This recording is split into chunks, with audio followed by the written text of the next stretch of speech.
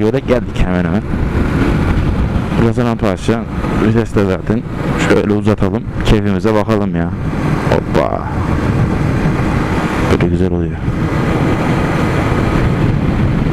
Ev rahatlığı. Y1'i alın, evinizde gibi hissedin. Tabii karşıdan araba gelmediği sürece.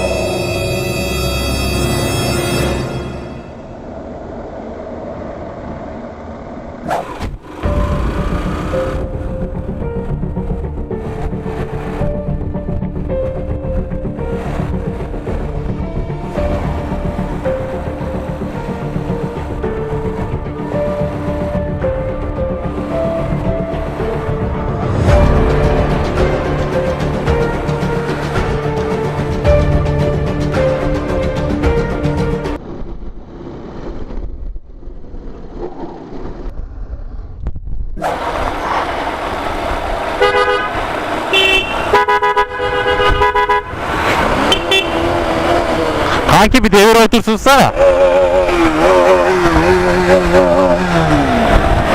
Adam bela.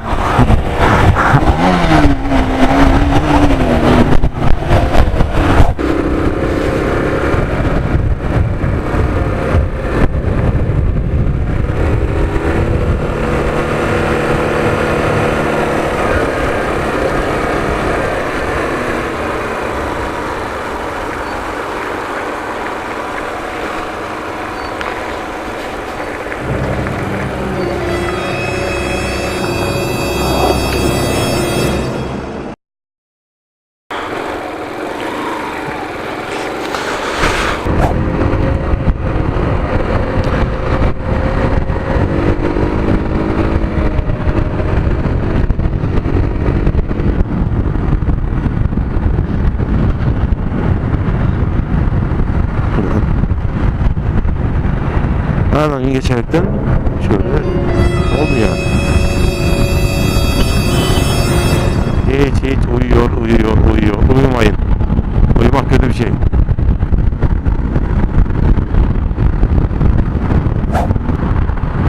Her halükarda 10 dakikaya oradayız gösteriyor.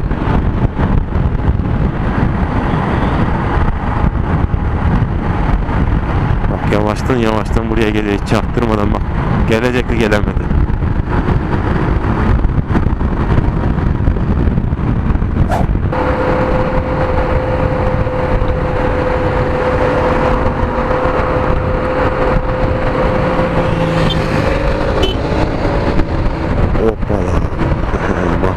Dayi diyor, bitsin.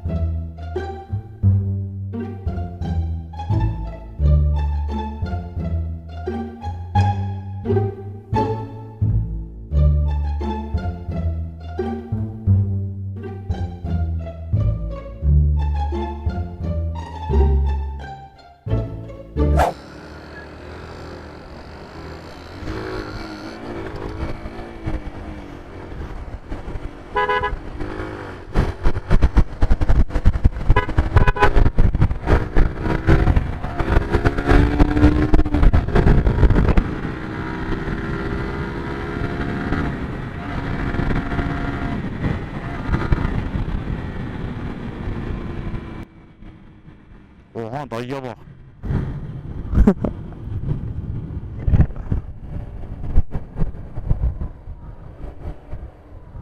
O da gaza geldi lan. Aha, evet. fazla, çok fazla, çok fazla. Böyle kafam biraz eğsem.